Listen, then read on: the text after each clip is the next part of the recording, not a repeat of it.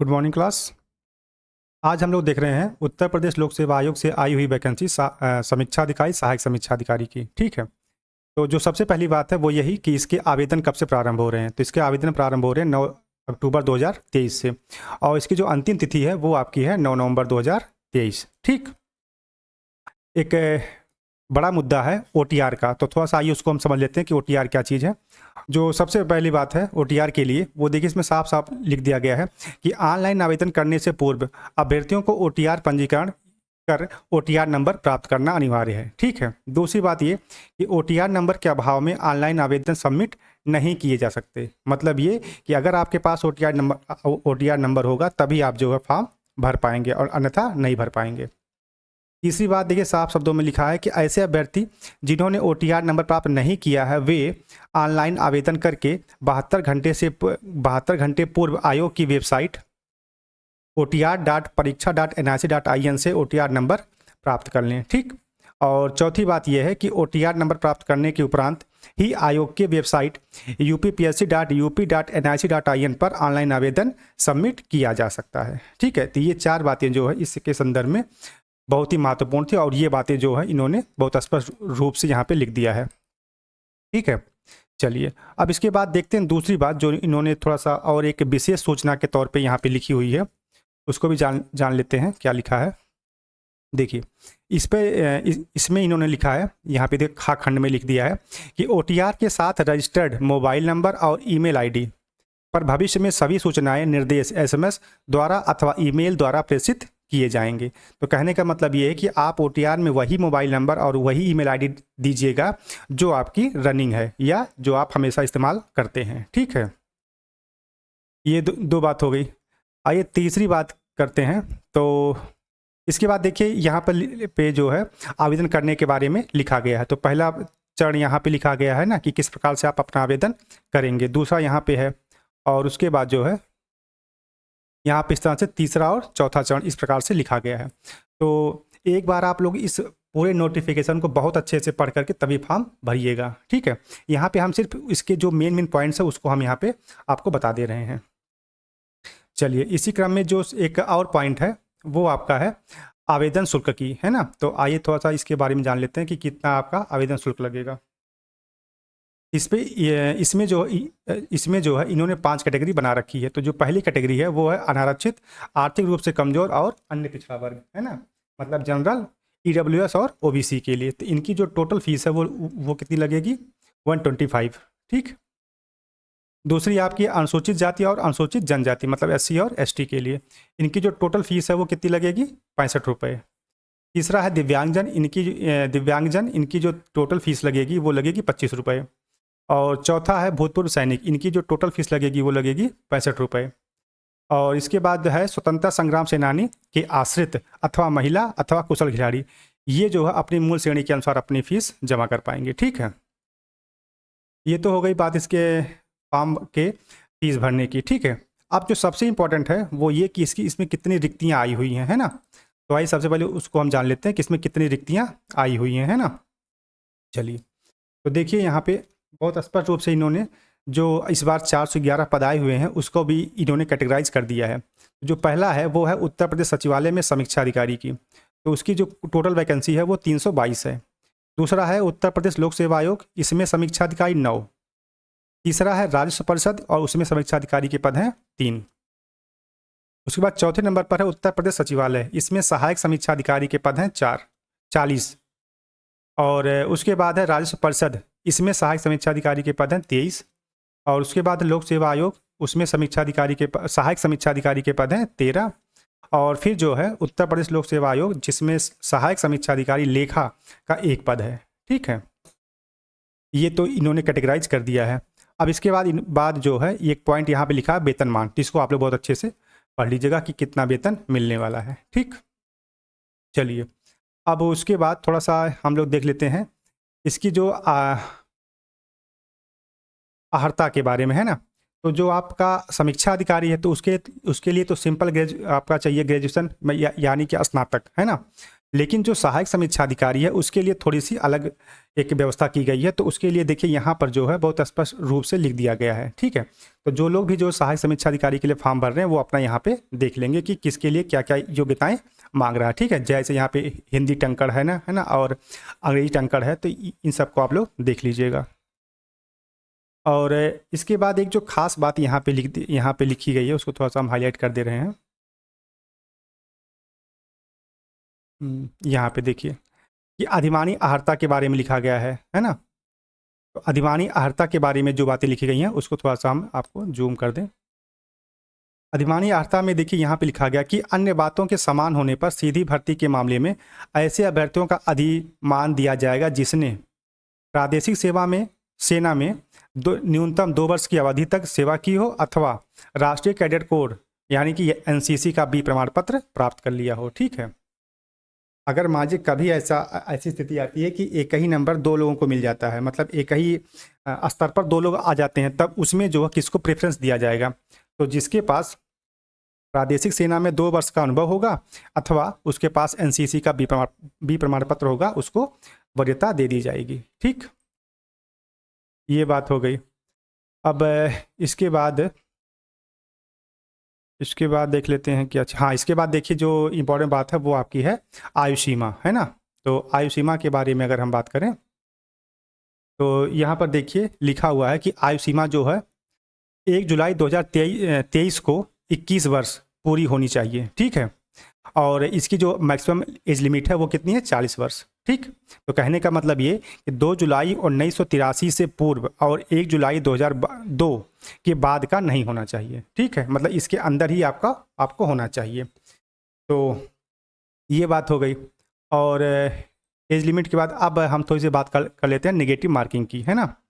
यहाँ पे देखिए नेगेटिव मार्किंग के बारे में भी बताया गया है। तो नेगेटिव मार्किंग के बारे में देखिए साफ शब्द में कहा गया है कि 1/3 की नेगेटिव मार्किंग होगी। इस बात को आप लोग थोड़ा ध्यान रखिएगा, ठीक। चलिए, और नेगेटिव मार्किंग की बात हो गई और एज लिमिट की बात हो गई। आइए अब थोड़ा सा आगे और बढ़ते हैं, तो थोड़ा सा देखते हैं इसके बाद क्या चीज़ें रह जाती हैं। इसके बाद देखिए एक चीज़ है कि किस किस ज़िलों में जो है आपका प्री का पेपर होगा, वो चीज़ें भी यहाँ पे मेंशन कर दी गई हैं कि इन इन ज़िलों में जो है प्रारंभिक परीक्षाएं आयोजित करवाई जाएंगी, ठीक। जैसे आगरा हो गया, अयोध्या हो गया, आजमगढ़ हो गया, बाराबंकी, इस तरह से जो आप देखिए 40 ज़िले ऐसे बनाए गए हैं, ठीक है, जहाँ पे प्रारंभिक परीक्षा होगी। और मेंस के लिए जब मेंस का फॉर्म आप लोग भरेंगे तो वहाँ पे बातें मेंशन की जाएंगी कि आपको कहाँ पे लेना है, ठीक। चलिए, अब इसके बाद हम लोग आगे देख लेते हैं। इसके बाद जो सबसे इम्पॉर्टेंट है वो हमारा है सिलेबस, है ना। तो चलिए सबसे पहले हम सिलेबस की ही बात कर लेते हैं कि इसका जो प्रारंभिक का सिलेबस क्या और मेंस का सिलेबस क्या है, ठीक। चलिए देखिए, जो प्री का सिलेबस है और मेंस का सिलेबस उसको भी हम लोग यहाँ पे देख लेते हैं। तो जो प्री का सिलेबस है उसको हम लोग यहाँ देखते हैं। तो इसमें देखिए 2 पेपर होंगे आपका। एक पहला पेपर होगा सामान्य अध्ययन मतलब जीएस का, और दूसरा आपका होगा सामान्य हिंदी का, ठीक। चलिए, तो जो पहला पेपर होगा वो होगा सामान्य अध्ययन का। ये कितने घंटे का होगा? 2 घंटे का। कितने सवाल आएंगे? 140। और कितना पूर्णांक होगा? 140, ठीक है। अब इस पेपर में क्या क्या चीज़ें कहाँ कहाँ से पूछी जाएंगी उसको भी इन्होंने यहाँ पे लिख दिया है। तो देखिए सामान्य विज्ञान से पेपर आएगा, उसके बाद भारत का इतिहास, फिर भारतीय राष्ट्रीय आंदोलन। यह एक पूरा अपने आप में एक बड़ा टॉपिक है और यहाँ इसका जो आपको वेटेज भी मिलेगा, है ना, भारतीय राष्ट्रीय आंदोलन। उसके बाद चौथी बात इन्होंने लिखी है भारतीय राजतंत्र मतलब पॉलिटी से सवाल पूछेंगे। उसके बाद अर्थव्यवस्था एवं संस्कृति, अर्थव्यवस्था मतलब इकोनॉमी से, ठीक है। और उसके बाद संस्कृति, तो संस्कृति में जो आर्ट एंड कल्चर आ जाएगा। इसके बाद देखिए 5वीं बात ये लिख रहे हैं भारतीय कृषि वाणिज्य एवं व्यापार मतलब कृषि से भी सवाल पूछे जाएंगे। उसके बाद जो 6ठी बात है वो है जनसंख्या, पर्यावरण एवं नगरीकरण भारतीय परिप्रेक्ष्य में, मतलब भारतीय परिप्रेक्ष्य में ये जनसंख्या से भी सवाल पूछेंगे, है ना। अभी हमें याद है कि पिछले 2-3 जब पेपर हुआ था, इसके पहले वाले जो 2-3 पेपर हुए थे, तो वहाँ पे जनसंख्या से तकरीबन 6 से 7 सवाल आए हुए थे, ठीक है। ये जो है आपका एक अच्छा खासा टॉपिक है जहाँ से आपके सवाल बनते हैं, ठीक। और उसके बाद देखिए नंबर 7वां है विश्व भूगोल और भारत का भूगोल और प्राकृतिक संसाधन, ठीक। उसके बाद देखिए लिखा है कि अधुनातन राष्ट्रीय तथा अंतर्राष्ट्रीय महत्वपूर्ण घटनाएं मतलब करंट अफेयर्स, है ना। उसके बाद 9वां टॉपिक है सामान्य बौद्धिक क्षमता। मतलब रीजनिंग। उसके बाद 10वां जो है वो है उत्तर प्रदेश की शिक्षा, संस्कृति, कृषि, उद्योग, व्यापार एवं रहन सहन और सामाजिक प्रथाओं के संबंध में विशिष्ट जानकारी, है ना। मतलब आपसे यूपी स्पेशल पूछा जाएगा और वो भी बहुत डीप में, विशिष्ट जानकारी। देखिए यहाँ पे इन्होंने साफ शब्द में लिख दिया है, विशिष्ट जानकारी इसके संबंध में आपको होनी चाहिए, ठीक। चलिए, अब इसके बाद जो दूसरा है वो है सामान्य हिंदी। अब ये सामान्य हिंदी में क्या है, सामान्य हिंदी का जो पेपर होगा वो 1 घंटे का होगा। कितने सवाल आएंगे, 60 सवाल। कितना पूर्णांक होगा, 60 का पूर्णांक होगा, है ना। अब देखिए इसमें टॉपिक जो है 6 टॉपिक हैं और 6 के इन्होंने नाम लिख दिए हैं। पहला है विलोम, यहाँ से 10 वाक्य 10 शब्द आएंगे, ठीक। वाक्य एवं वर्तनी शुद्धि, यहाँ से 10 वाक्य आएंगे। फिर अनेक शब्दों के एक शब्द, यहाँ से भी 10 शब्द आएंगे। तत्सम एवं तद्भव, यहाँ से भी 10 शब्द। विशेष एवं विशेषण, यहाँ से भी 10 शब्द। और उसके बाद लास्ट आपका पर्यायवाची शब्द, यहाँ से भी 10 शब्द। तो जो टोटल आपका हो गया 140 का जीएस और 60 की हिंदी, तो टोटल आपका हो गया 200 अंक, ठीक। तो 200 अंक का आपका प्री का पेपर होगा। अब हम बात कर लेते हैं मेंस की। चलिए, मेंस में कितने पेपर होंगे, मेंस में भी 2 पेपर, लेकिन 2 पेपरों में भी 4 पेपर। चलिए, पहला कैसे, इसको देख लेते हैं। पहला पेपर आपका जीएस का होगा, मतलब सामान्य अध्ययन का, ठीक। यहाँ पर 2 घंटे का पेपर होगा और 120 प्रश्न आएंगे और 120 अंकों का होगा, ठीक। दूसरा आपका होगा सामान्य हिंदी का। अब सामान्य हिंदी में 3 पेपर आपके होंगे। जो पहला पेपर होगा वो आपका होगा सब्जेक्टिव, मतलब लिखने वाला, है ना। इसमें जो है दिए गए गद्यांश का शीर्षक, सारांश एवं 3 रेखांकित अंशों की व्याख्या करनी होगी। और ये टोटल कितने नंबर का होगा, 21 नंबर का होगा।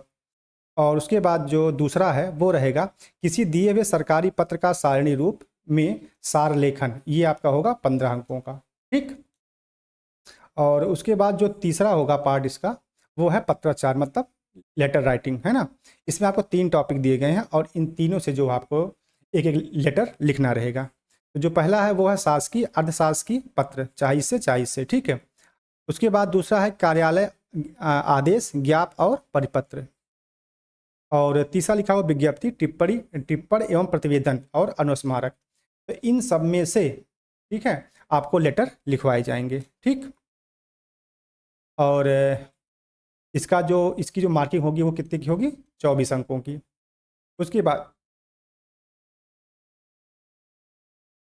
उसके बाद जो चौथा पॉइंट है वो है आपको कुछ अनुवाद करने होंगे। तो जो पहला अनुवाद है वो अंग्रेजी से हिंदी में करने होंगे 5 शब्दों के, और इसके अंक होंगे 10। दूसरा आपका है हिंदी से अंग्रेजी, इसमें 5 शब्द आएंगे और इसके अंक होंगे 10। और तीसरा आपका है मुहावरे एवं लोकोक्तियाँ, इसमें भी 5 आएंगे और इसके अंक होंगे 10। और जो 5वां पार्ट इसका है वो है कंप्यूटर ज्ञान, यहाँ से टोटल 10 अंकों का पूछा जाएगा, ठीक है। अब आपका जो है सेकंड पार्ट स्टार्ट होता है हिंदी का, और जिसमें जो सामान्य शब्द ज्ञान और व्याकरण से सवाल होंगे। तो इसमें भी जो प्री में आपका सवाल आया था 6 टॉपिक, उसी तरह से यहाँ पे 5 टॉपिक होंगे। जो पहला है वो है विलोम, दूसरा है वाक्य एवं वर्तनी शुद्धि, और तीसरा है अनेक शब्दों के लिए एक शब्द, और चौथा है तत्सम एवं तद्भव, और 5वां होगा विशेष एवं विशेषण। और इन सब से जो है 6 शब्द पूछे जाएंगे। और सबके जो अंक होंगे वो होंगे 12 अंक के, है ना। तो टोटल आपका 60 अंकों का ये वाला पार्ट होगा, ठीक। और जो तीसरा पार्ट होगा वो आपका होगा हिंदी निबंध का, और हिंदी निबंध जो होगा वो आपका होगा टोटल 120 अंकों का, है ना। इसमें देखिए 3 पार्ट हैं, पहला, दूसरा और तीसरा। और इन तीनों में से 3 पार्ट में से एक आपको ऐसे लिखना होगा। और इन तीनों में भी ये जो 3 आपके लिखे हैं, जैसे यहाँ पे लिखा ना कि का साहित्य एवं और संस्कृति, और दूसरा सामाजिक क्षेत्र, और तीसरा राजनीतिक क्षेत्र, इनमें से किसी एक पर आपको निबंध लिखना रहेगा। और उसकी जो शब्द सीमा होगी वो 600 शब्दों की होगी, और अंक आपको मिलेंगे 40, ठीक। उसी प्रकार से दूसरा जो खंड है वहाँ पर भी देखिए आपको 3 पार्ट दे दिए गए हैं। अब इन तीनों में से किसी एक पर आप निबंध लिख सकते हैं। और उसी प्रकार से यहाँ पर देखिए तीनों दे दिए गए हैं, अब इनमें से भी आप किसी एक पर निबंध लिख सकते हैं, ठीक। और सबकी जो शब्द सीमा है वो 600 अंकों की है, और 600 शब्दों की है, और जो इसके अंक हैं वो हैं 40 अंकों के, ठीक। तो इस प्रकार से जो आपका मेंस का पेपर होगा वो देखिए 120 अंक आपके किसके हो गए, जीएस के। 160 अंक आपके हो गए हिंदी के, हिंदी में पार्ट 1 और पार्ट 2 का। और जो पार्ट 3 है वो आपका ये निबंध वाला पार्ट, ये 120 अंक, मतलब टोटल आपका जो है टोटल जो आपका है वो 400 अंकों का। इस प्रकार से आपका जो है समीक्षा अधिकारी का पेपर होगा। ठीक है, तो पहले आपका प्री होगा, उसके बाद मेंस, है ना। तो उम्मीद करता हूँ आपको ये वीडियो अच्छी लगी होगी। धन्यवाद।